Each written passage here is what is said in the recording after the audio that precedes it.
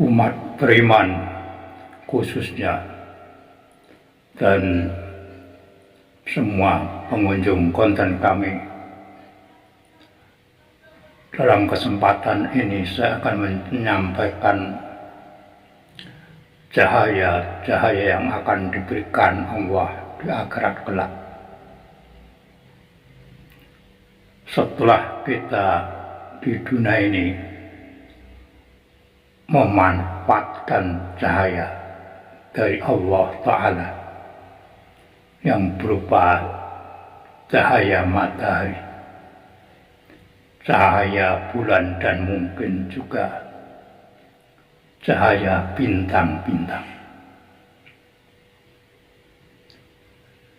Cahaya apa sajakah yang akan diperoleh oleh seseorang di akhirat kelak? Saya akan membacakan dan menyampaikan cahaya tersebut menurut Al-Quranul Karim atau Al-Hadis. Dalam surat Al-Hadid dijelaskan bahwa manusia yang beriman dan orang-orang munafik pun juga mendapatkan cahaya. Tetapi ketika orang munafik tadi melintasi jembatan Jahanam, maka cahayanya pudar, sehingga mereka berusaha untuk memanfaatkan cahayanya orang-orang yang beriman yang masih tetap bersinar. Tetapi mereka mengalami kesulitan. Bahkan dalam Quran dikatakan supaya mereka kembali ke dunia, tetapi toh itu tidak akan mungkin karena sudah meninggal dan sudah berada di tepi jurang neraka jahanam. Dalam hadis ada penjelasan tentang cahaya yang akan diberikan kepada seseorang. Rasul mengatakan yu'tuna binuruhum ala qadari a'maluhum, bahwa orang-orang nanti akan mendapatkan cahaya sesuai dengan amalnya. Maka beruntunglah kalau kita termasuk orang yang memiliki amal yang cukup, amal yang banyak sekali, yang melimpah. Nanti kita akan diterangi dengan cahaya dari amal kita masing-masing. Yang kedua, Rasul mengatakan inna ummati ya'tuna biyaumil qiyamati huran muhajjalina min asaril wudu.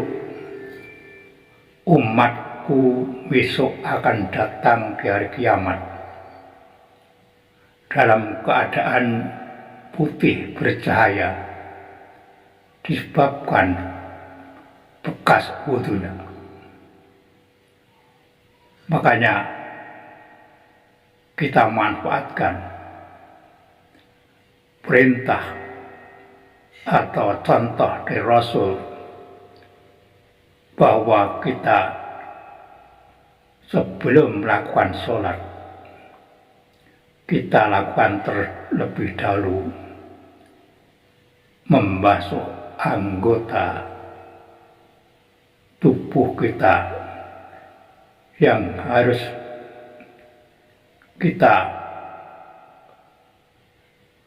basuh pada saat kita melakukan wudhu. Dan itu akan menjadi sinar nanti di hari kiamat. Tidak hanya wudhu tapi juga Rasul mengatakan basaril masa'ina bidlumati ilal masjidi binuri tammati yaumal qiyamah, bahwa orang-orang yang pergi ke masjid dalam keadaan gelap, maka besok pada hari kiamat dia akan mendapatkan cahaya secara sempurna.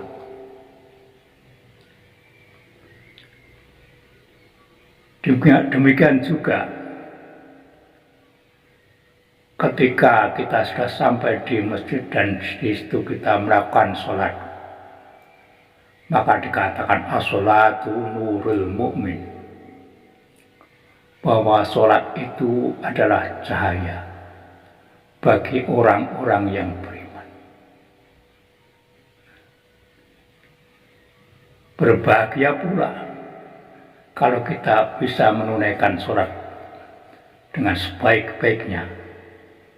Kita akan mendapatkan cahaya itu di akhirat kelak. Tidak hanya itu, tapi juga yang lain. Ad-du'a silahul mu'min wa mu'ibaduddin banul samawati wa'ad, bahwa doa itu adalah senjatanya orang beriman, tiangnya agama dan cahaya langit dan bumi. Jadi kaitan antara wudhu, berjalan ke masjid, sholat, kemudian doa, ini adalah hal-hal yang akan mendatangkan cahaya bagi kita semua. Nah, kemudian yang lain, Rasul mengatakan as-sabrun dia, kesabaran adalah cahaya. Tentu dalam hidup banyak masalah. Dalam hidup banyak ujian-ujian, banyak hal-hal yang kurang kita harapkan, tidak kita senangi. Nah, ketika kita sabar di situ, maka kesabaran itu adalah cahaya bagi kita di akhirat kelak. Yang berikutnya adalah tentang orang yang mendengarkan ayat. Man istata'a ila ayatin min kitabillah kanat lahu nuran, bahwa orang yang mendengarkan satu ayat dari kitab Al-Quran, kitab Allah, maka dia akan menjadi cahaya. Betapa sangat murah Allah memberikan sesuatu yang kita inginkan hanya dengan cara mendengarkan satu ayat kitab Allah saja, itu sudah akan dijamin mendapatkan cahaya di sisinya. Yang berikutnya masih tentang ayat, bahwa barang siapa yang membaca surat Al-Kahfi malam Jumat, maka ia akan diterangi dengan cahaya. Bahkan dilanjutkan oleh Nabi bahwa dia akan mendapatkan cahaya itu dari dirinya sampai Baitul Atiq atau Ka'bah atau bangunan tua. Dari dirinya dia akan mendapatkan cahaya itu. Kemudian yang lain, ada sesuatu yang tidak diberikan kepada Nabi dan para orang-orang yang mati syahid,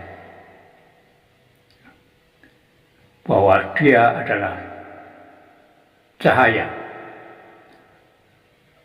dan cahaya itu nampak pada wajahnya Bahkan tidak hanya sampai di situ, mereka itu di atas cahaya.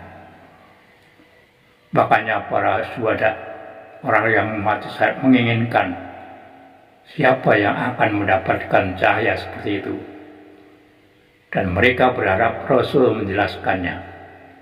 Maka Rasulullah mengatakan bahwa mereka adalah orang-orang yang cinta dengan ruh Allah tanpa ada hubungan kekerabatan dan tanpa adanya harta yang mereka berikan.